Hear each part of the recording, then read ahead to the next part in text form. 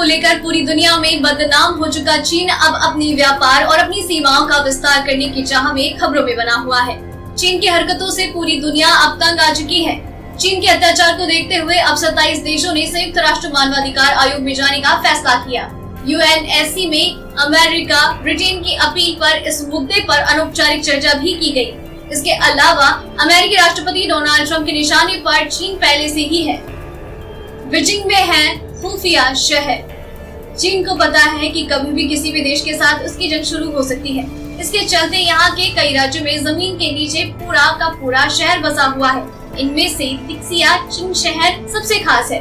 Beijing के ठीक नीचे सुरंगों में बने इस शहर में लाखों की आबादी अमानवीय हालातों में रहती है, लेकिन चीन कभी भी इनकी तस्वीरें दुनिया के सामने नहीं आने देता। जमीन के नीचे बसे तिक्सिया चिंग शहर में कितने घर हैं या कितनी सुरंगें हैं, लेकिन कई मीडिया रिपोर्ट्स के अनुसार ये शहर 20,000 एकड़ में फैला है। इतना ही नहीं, बीजिंग की सारी सरकारी और जरूरी इमारतों इस सुरंग से जुड़ी हुई है। यानी अगर कभी बीजिंग पर हमला होता भी है तो लोग इस सुरंग में चले जाएंगे। साल 1969 में बनाना शुरू हुआ था ये शहर। एक रिपोर्ट के अनुसार सालों पहले इस शहर से बाहर निकलने के लिए 900 से ज्यादा प्रवेश और एग्जिट दरवाजे बनाए गए। बताया जाता है कि साल 1969 में यह खुफिया शहर बनाना शुरू हुआ था और इसे बनने में करीब 10 साल लगे। इस शहर का नाम रखने की भी दिलचस्प वजह है।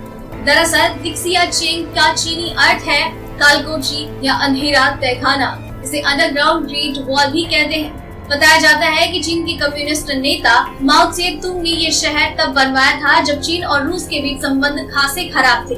इसलिए चीन को हमेशा डर था कि कहीं रूस उस पर परमाणु हमला न कर दे। हाथों से ही जमीन खोदी। ऐसे में माओ त्से-तुंग, माओ जेडोंग ने अपने नागरिकों से जमीन खोदने की अपील की।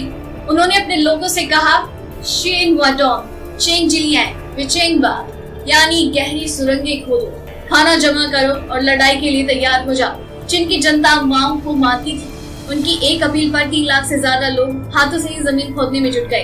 बीजिंग के ठीक नीचे इस शहर को बनाने में मिलिट्री के इंजीनियर्स का भी अहम योगदान है। इस शहर को ऐसे बनाया गया है कि अगर कोई देश बीजिंग पर परमाणु बम गिराता है तो यहाँ लोग बच सके। लेकिन रूस की लड़ाई खत्म होने के बाद इस शहर के नीचे रहने की जरूरत नहीं आई। इसके बाद ये वीरान पड़ा रहा। सालों बाद चीन की गरीब आबादी यहाँ आकर अपना गुजर बसर करने लगी।